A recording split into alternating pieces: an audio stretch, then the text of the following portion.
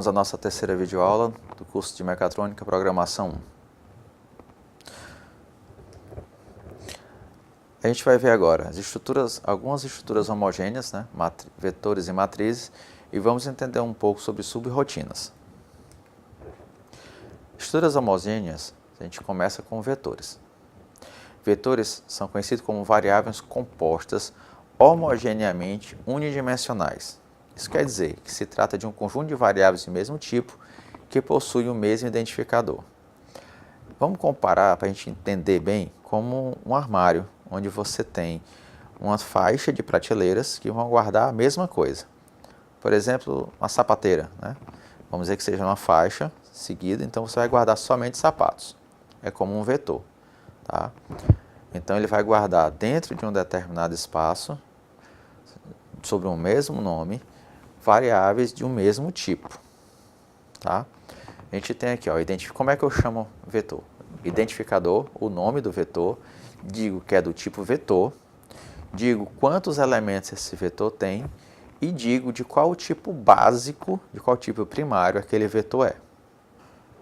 Por exemplo, eu tenho aqui o vetor notas, né? Notas é o identificador, é o nome do vetor, o nome vetor, que é para dizer que é um vetor, o tamanho desse vetor, que é de 10, certo? E digo que é de real, ou seja, ele está guardando 10 valores reais, porque nota pode ter de 0 até 10, aí eu vou ter 8.2, 8.1, 9.5, tá bom?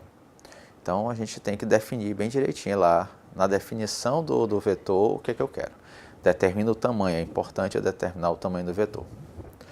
Para preencher o vetor, ou para mostrar também, assim como para mostrar, eu vou utilizar uma estrutura de repetição. A que melhor se enquadra nessa função é o para. Por quê? Porque eu estou definindo bem no seu início onde ele começa e até onde ele vai. Então ele é bem definido. Isso sem contar que eu não preciso me preocupar em ficar incrementando a variável de controle. Ela, pela definição do para, é incrementada sozinho. Eu só tenho que dizer o passo, tá? Mas se eu não informar o passo, o próprio para sabe que vai incrementar de 1 a 1, tá? Olha só, eu uso para i, que vai ser a variável de controle que eu vou utilizar, de 1 até 5, faça.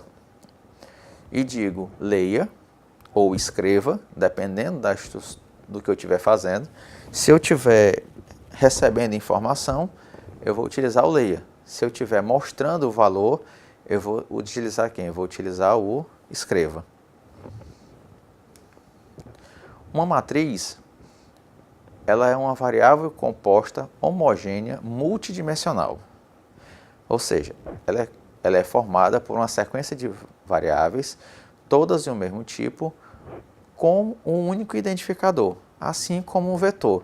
Só que a diferença é que a matriz ela tem duas dimensões, tá?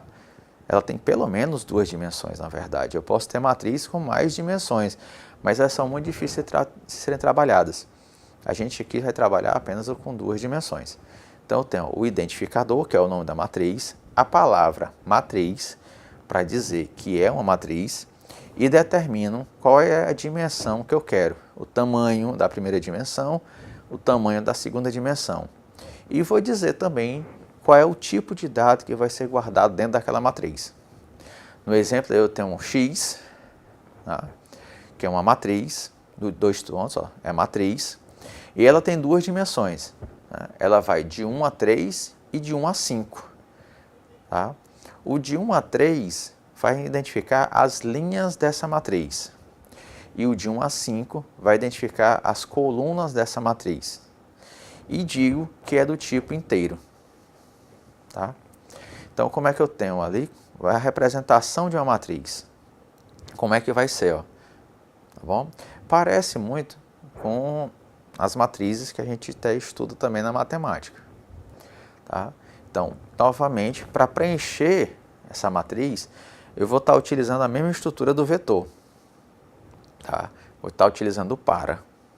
Só que, como ela tem duas dimensões, eu utilizo dois paras. Eu tenho que ter um para as linhas e um para as colunas. tá? Certo? Então, lá, para I de 1 até 3, vai mandar por cada linha. Para J de 1 até 5, vai andar em cada coluna. Então, você observa, ele vem no I e no J. O J está dentro do I. Então, ele vai fazer 1, 2, 3, 4 e 5 e vai sair do para do J. E aí ele volta para o para do I. Como lá é 1, vai passar para 2 e volta novamente. 1, 2, 3, 4 e 5 do J, que determina as colunas. Bom?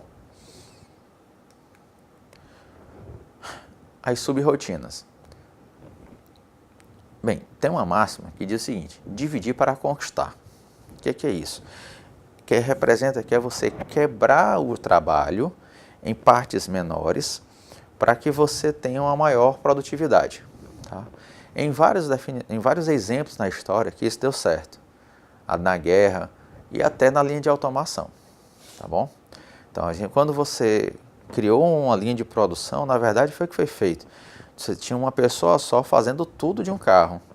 Então, quando o Ford teve a ideia de criar a linha de produção, ele dividiu os trabalhos. Uma pessoa coloca o parafuso, só coloca parafuso, a outra pessoa só acosta o parafuso, a outra pessoa só tira a peça da esteira, e assim foi o que ele fez. Ele dividiu o trabalho. Com a programação da mesma forma.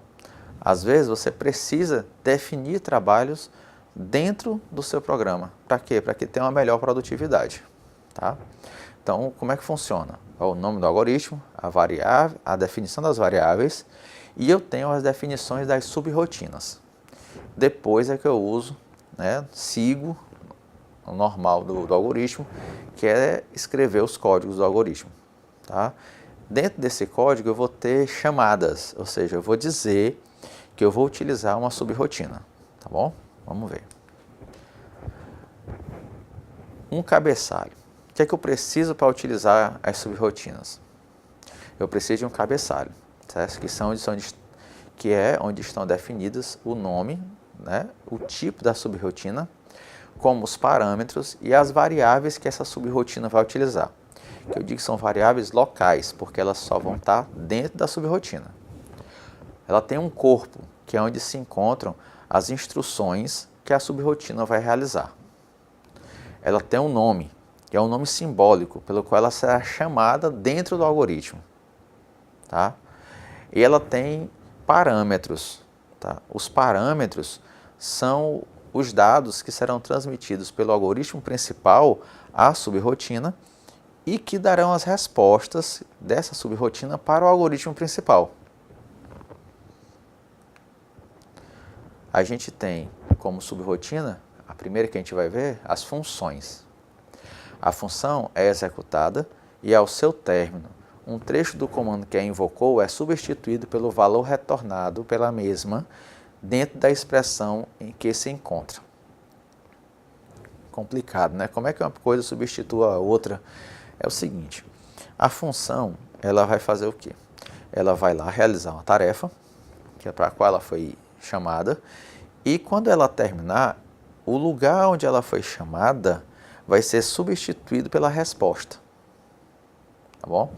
Vamos ver logo como é que ela é definida. Temos aí função, o nome da função, parênteses, entre parênteses a gente vai ter os parâmetros que ela vai receber para fazer o serviço dela. Vamos entender os parâmetros como sendo a ordem que ela vai fazer, tá? E o tipo de dado. O tipo de dado da função é o tipo de resposta que ela nos entrega.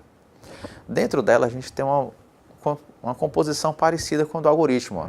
As variáveis, o início, as instruções e o fim.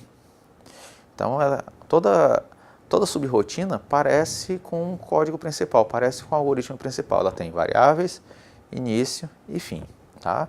A diferença é que ela tem esse cabeçalho bem aí com o nome da função, os parâmetros que ela vai realizar e que tipo de dado ela retorna.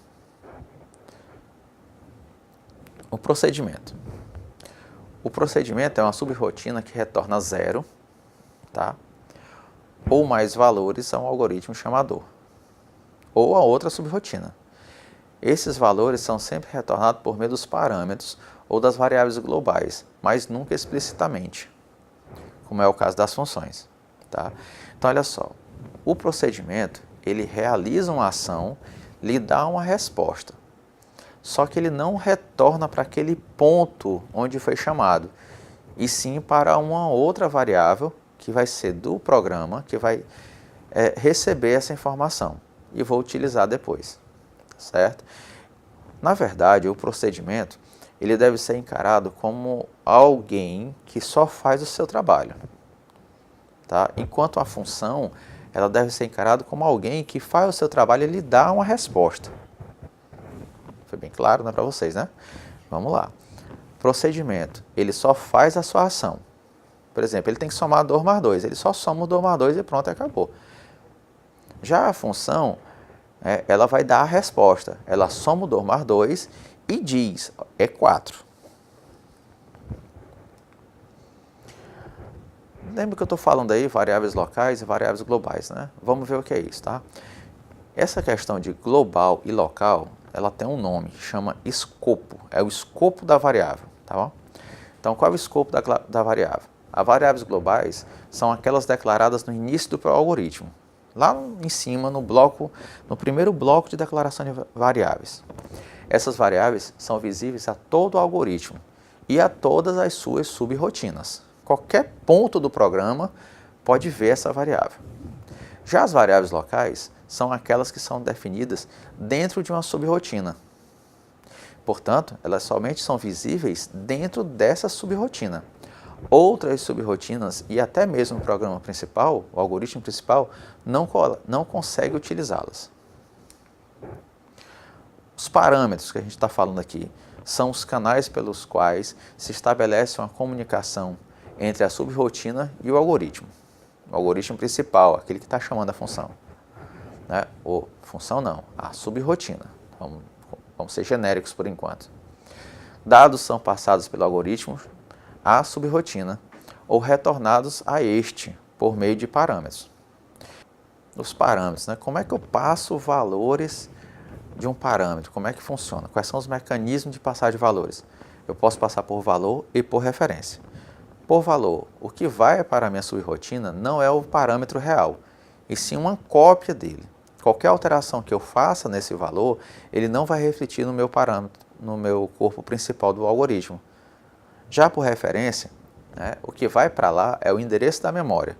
Lembra, lá no começo eu falei que variável era o espaço reservado na memória para guardar valores. Então, o que vai para a subrirotina, quando eu passo o parâmetro por referência, na verdade é o endereço da memória. E qualquer alteração vai refletir no corpo principal do programa, tá? Lá do algoritmo. Tá aqui os dois exemplos. A gente tem por parâmetro, certo? Por valor e por referência.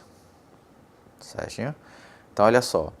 Quando eu digo que o procedimento é alterado, ó, por exemplo, procedimento e outro procedimento, né? Os dois ali estão sendo comparados. Lá no procedimento por valor, a gente vai testar, a gente estiver fazendo na sala, a gente vai ver que no final ele vai escrever dois valores, o valor real e o valor do parâmetro. Já no passagem por referência, ele vai ser alterado, tá? A gente vai ter muito cuidado com isso quando a gente estiver fazendo nossas atividades. Um resumozinho, a gente tem que conceituar as estruturas homogêneas, matriz e vetor, aprender a declarar e a preencher, né? Atribuir valores, mostrar os elementos de uma matriz ou de um vetor, conceituar as subrirotinas, compreender as vantagens de sua utilização na construção do algoritmo, entender os mecanismos de funcionamento de uma subrirotina dentro do algoritmo, diferenciar as subrirotinas existentes, certo? Existe função e procedimento, utilizar os parâmetros como meio de comunicação entre o programa e a subrirotina e diferenciar que o parâmetro pode ser passado por valor ou por referência, e entender como isso afeta o algoritmo. Aí temos nossas referências, a apostila a lógica de programação do Rogério, da Rede ETEC, lógica de programação, o livro da Pearson, do André Luiz Vilar e do Henri Frederico, e a apostila de curso básico de lógica de programação da Unicamp. Chegamos ao fim da nossa terceira videoaula, assim encerramos, certo? E continue estudando.